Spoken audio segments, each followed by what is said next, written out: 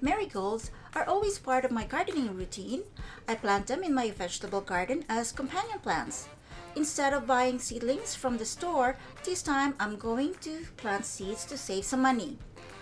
The marigold seeds I bought are of an African type called Crackerjack. Crackerjack marigolds have large, fully double fluffy flowers in shades of yellow, gold, and bright orange. They typically grow to a mature height of 24 to 36 inches. French and African marigolds are said to have insect-repelling properties. It's believed that they emit a strong scent that deters many common garden pests, such as aphids. Marigold roots also release a substance that is toxic to harmful root nematodes. In addition to aiding with pest control, marigolds are easy to grow. They require little care and can thrive in many different types of soil. That's great for people who are new to gardening or don't have much time. They also bloom for a long time, adding color to the garden from spring to fall. Today, we are going to plant marigold seeds.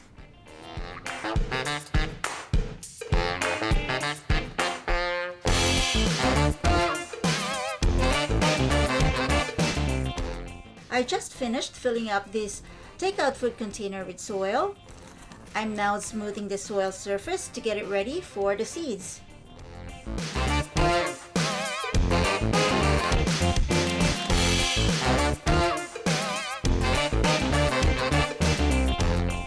Here are the marigold seeds.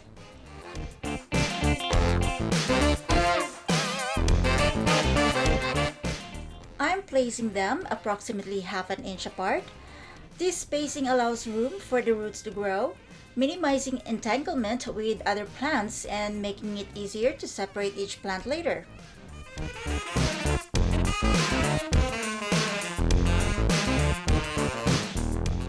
I want to plant all the seeds, but my container is a bit small to keep them half an inch apart.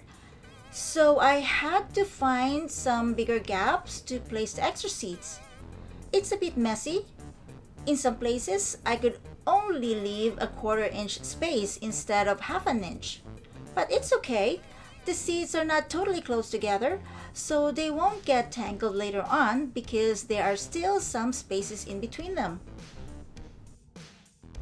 I'll lightly cover the seeds with soil. Make sure not to bury them too deep, and then gently tap to make sure they're in contact with the soil. Then, I'll add vermiculite on top to help keep the soil moist.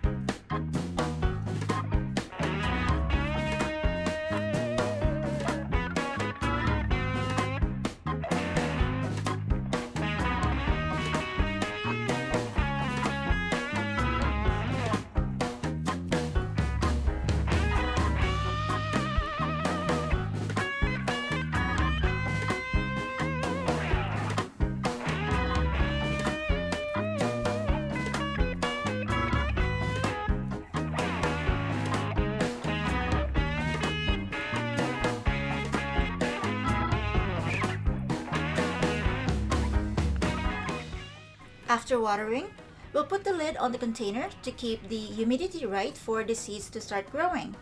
Then, we'll place it under the grow light and wait for the seeds to sprout.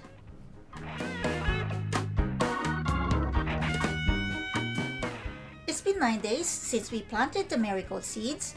Most of the seeds have sprouted, and now it's time to move them to new pots before the roots grow too big and tangle out. The pots are ready and filled with soil. The seedlings vary in size. Some are still small while others haven't fully developed yet. I could have waited for a few more days, but I'll go ahead and continue transplanting. I'm afraid that I won't be able to save the underdeveloped seedlings and they'll go to waste.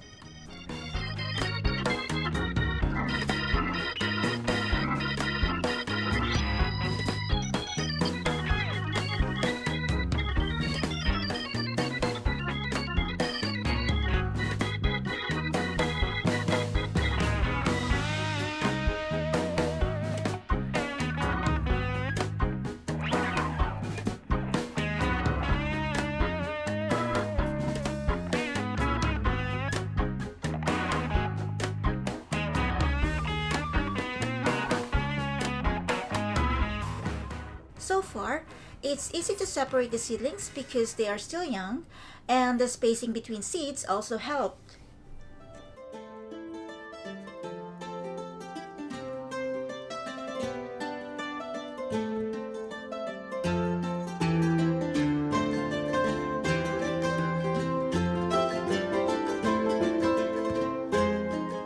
Here's one of the undeveloped seedlings. Part of me wants to save it, but another part thinks I might just be wasting my time, pot, and soil because it might not survive. I'll set it aside for now and think about what to do with it.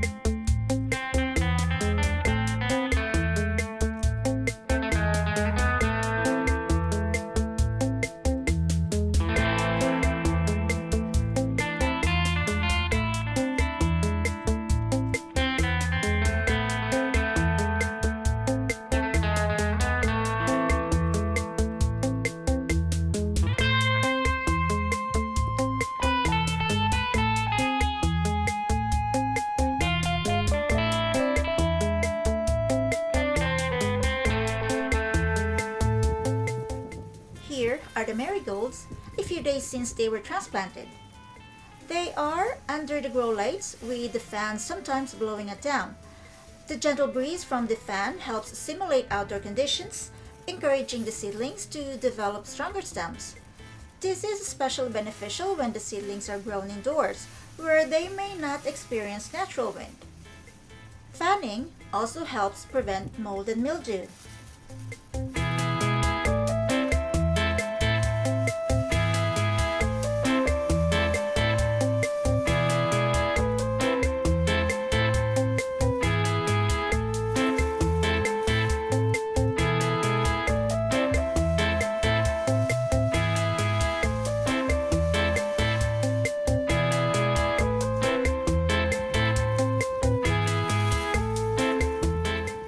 I hope you enjoyed this marigold video. Thank you for watching. Please subscribe, like, and feel free to share this video with your friends. Your comments would be greatly appreciated. Don't forget to click the notification bell to stay updated for new videos. Again, thank you and see you next time. Happy gardening!